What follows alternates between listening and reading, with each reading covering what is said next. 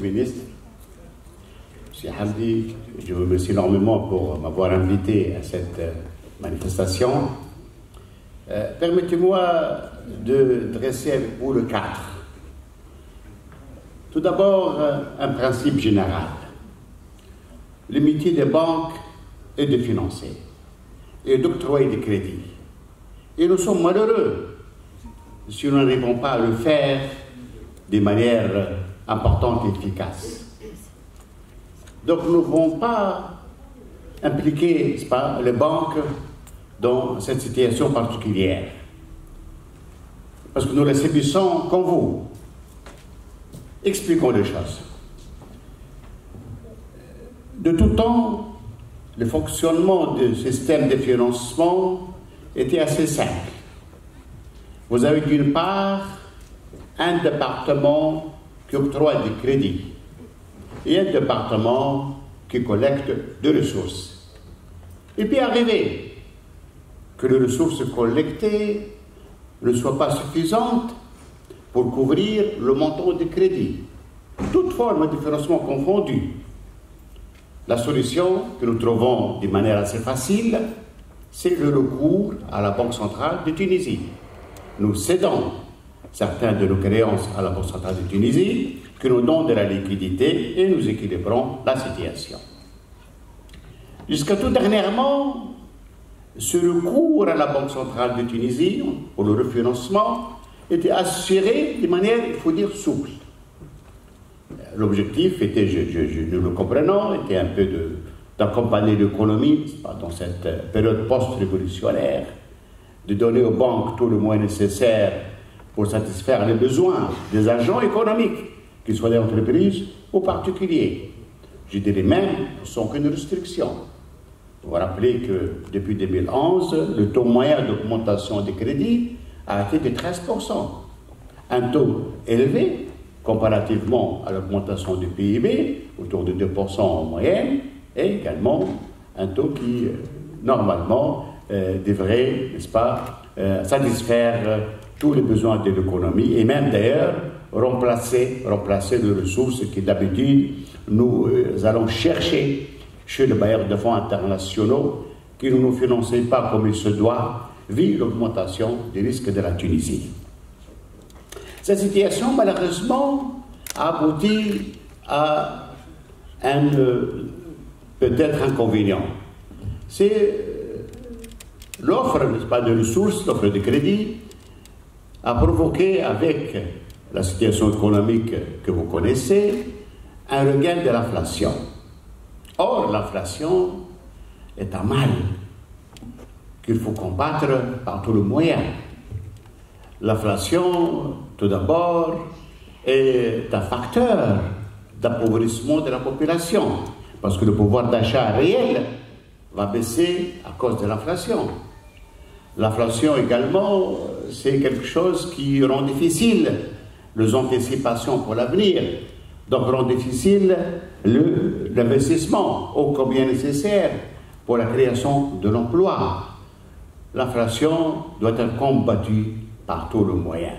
Et l'organe qui est chargé de combattre l'inflation, notre système de gouvernance économique, est précisément la Banque centrale, dont le statut lui impose la mission fondamentale de lutter contre l'augmentation des prix. Alors, c'est un plan théorique. Pourquoi les prix augmentent?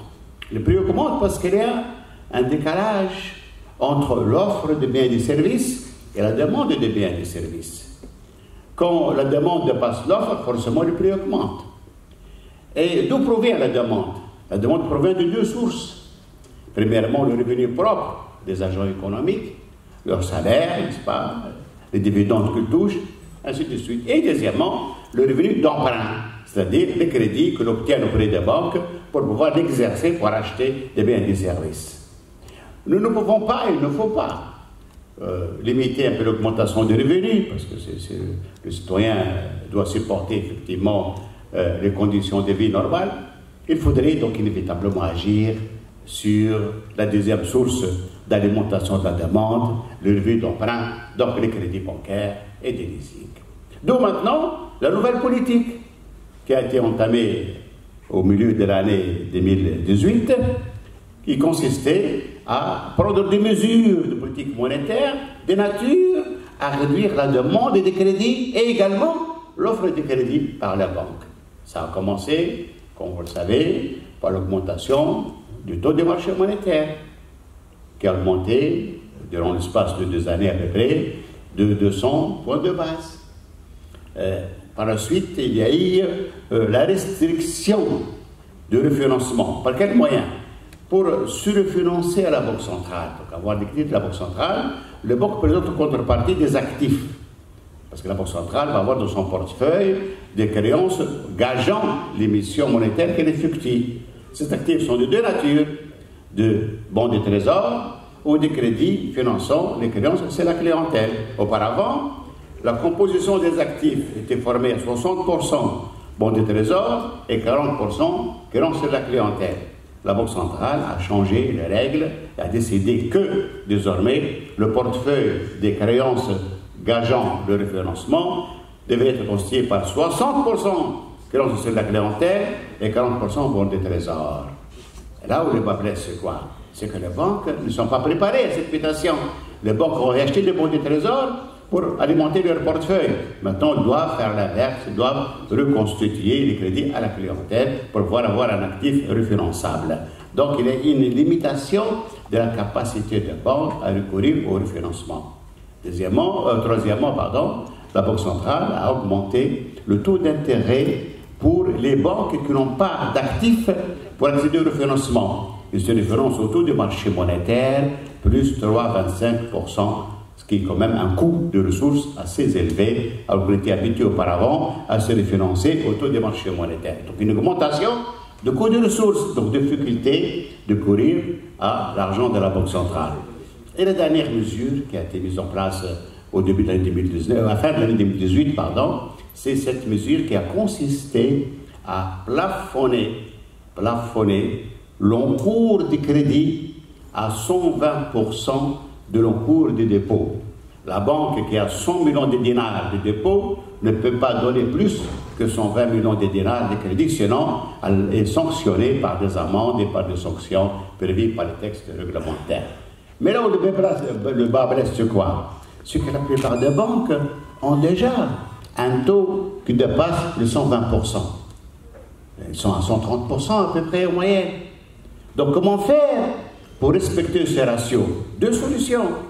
Soit vous augmentez vos dépôts, chose qui est difficile, nous savons tous la rareté des dépôts en Tunisie, le pari est à peine de 9% du PIB, donc on ne peut pas augmenter assez sensiblement le dépôt parce qu'effectivement on n'en trouve pas. Et le marché parallèle, comme vous le savez, accapare également une grande partie de dépôts, n'est-ce pas, de la clientèle, des ressources créées par la Banque centrale. Donc le seul moyen, malheureusement, c'est d'agir pour ralentir l'augmentation des crédits afin d'observer progressivement les ratios de 120%.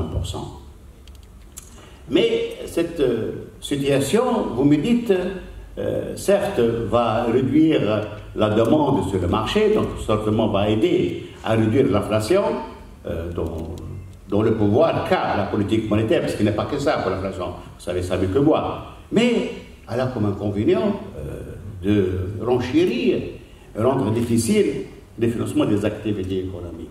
C'est là où entre en jeu des priorités, malheureusement. L'idéal est de financer toutes les activités de la même manière, mais il y a des priorités. La Banque centrale a prioritisé quelques secteurs qu'elle considère qui ont des effets bénéfiques, c'est la croissance économique, l'investissement tout d'abord. Donc il y a une ligne spéciale qui est prévue pour l'investissement, l'exportation ensuite, vous voyez, la PME, ainsi de suite. Donc les banques, par cette nouvelle approche, trouvent intérêt et elles sont dans l'obligation de privilégier le peu de financement qu'elles peuvent donner aux activités qu'elles peuvent refinancer à la Banque centrale pour générer la trésorerie, donc aux activités créatrices de richesse, aux activités créatrices de l'emploi, aux activités qui contribuent au développement de PIB et également aux réductions de chômage. Et dans ce cas-là, je vous sécurise, je vous tranquillise, Il n'y a pas d'instruction particulière touchant un secteur particulier. Il n'a pas été dit que les banques sont appelées à réduire le financement des particuliers, par exemple. Pas du tout. Le financement de l'achat de voitures, par exemple. Pas du tout. Non, non, non. Chaque banque adopte la stratégie qu'elle considère la plus appropriée en fonction de cette politique générale que j'avais indiquée, en fonction de sa situation financière et en fonction un peu de ses objectifs et de son business model. Donc, il n'y a pas d'instruction générale, mais il y a effectivement un changement de comportement qui va toucher tous les secteurs, y compris le secteur qui nous concerne, le secteur de la voiture. Ça, c'est le contexte pour que vous le compreniez convenablement. Mais je pense que le secteur est en train de passer par une rupture. Rupture qui n'est pas due à cette réglementation. Les choses sont plus profondes. Nous avons maintenant un décalage très important entre le coût de la voiture, n'est-ce pas, l'achat de voiture, et le pouvoir d'achat du Tunisien. La classe moyenne, qui était, disons, le segment cible de la plupart des concessionnaires, n'a pris maintenant des capacités pour pouvoir accéder à des conditions normales, n'hypothéquant pas, n'est-ce pas, son revenu, accéder à la voiture. Donc, il y a effectivement une perturbation qui devrait amener les concessionnaires à changer de modèle. Parce que s'ils gardent effectivement l'ancien modèle, ils risquent de ne pas pouvoir faire évoluer leurs activités comme ils espéraient ou comme ils attendaient.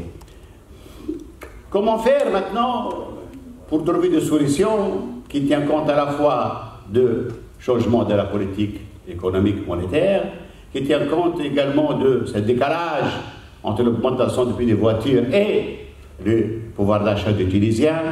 L'équation est très difficile. Très difficile. Parce que ce n'est pas avec une baguette magique, n'est-ce pas, que nous allons effectivement pouvoir redresser la situation. Mais jusqu'à maintenant, comment se finance l'achat de voitures? Se finance par les crédits bancaires. Et je vous expliquais les nouvelles règles qui rendent maintenant de plus en plus difficile ce financement parce que les crédits à la voiture ne sont pas risquentables à la Banque centrale de Tunisie. Se finance également par les leasing. Mais les leasing est dans une situation aussi délicate que la banque. L'absence de liquidité, le resserrement des trésoreries, fait que les compagnies de leasing n'arrivent plus maintenant à boucler leur schéma de mobilisation de ressources. Vous êtes au courant que la plupart des emprunts lancés par les compagnies de leasing ne se dénouent pas dans le montant annoncé initialement. Vous êtes au courant également que l'accès des leasing aux banques pour être financé se fait plus difficilement parce que les créances sur les leasing ne sont pas refinançables à la Banque centrale. Donc les sociétés de leasing trouvent que leurs moyens se réduisent d'une manière assez contraignante et ne sont plus en mesure d'assurer les financements du secteur de la voiture comme ils le faisaient auparavant. Et d'ailleurs, partout dans le monde, il y a une sorte de rupture dans le marché des voitures. La donnée de base qui a été faite qu'on finance l'acquisition d'une voiture. Les évolutions technologiques maintenant, touchant principalement la voiture électrique, la voiture sans chauffeur, font que les opérateurs glissent de la notion de la propriété vers la notion de la location, de l'usage. Les agents économiques, personnes et également sociétés, ne comptent plus maintenant acheter une voiture pour en faire la propriété des ménages de l'entreprise.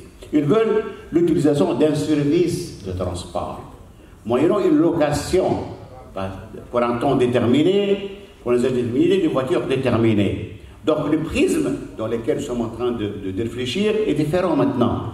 Et je pense que c'est une des pistes que nous pouvons emprunter et développer pour sortir des guipiers de la difficulté de cette adaptation entre coût de voiture et pouvoir des citoyens. C'est de développer des schémas de financement alternatifs. Développer, comme c'est le cas éventuellement pour les professionnels, la location longue durée, qui fait que l'entreprise n'achète pas de voiture, mais elle loue pour une longue durée de voiture, en fonction des besoins particuliers, et si elle change effectivement des besoins, elle change automatiquement de voiture. Également, pour les citoyens, pour les particuliers. C'est la location de voitures sans obligation d'achat ou avec obligation d'achat. Donc ça dépend de la stratégie de l'acheteur. Et là, nous allons peut-être réduire un peu le financement qui ne sera pas assuré par les banques, mais qui va assuré par des mécanismes qui relient le concessionnaire, relient le constructeur, relient également le marché et les banques. Donc je pense que c'est une situation où notre table ronde vient à un point nommé pour essayer de trouver des palliatifs à un système qui va fonctionner. Je n'ai pas dit non, les crédits bancaires, les crédits risques vont fonctionner, mais pas avec la même générosité que nous avons constatée auparavant. Il faudrait trouver ensemble des mécanismes nouveaux pour que ce secteur puisse continuer à se développer. Le transport, qu'il soit pour l'entreprise ou pour la particulier, quelque chose de fondamental pour le rouage de l'économie, et on n'a pas intérêt à l'handicaper. Il faut au contraire trouver des solutions pour cela, et elles sont possibles grâce à la collaboration de toutes les parties concernées. Et merci beaucoup.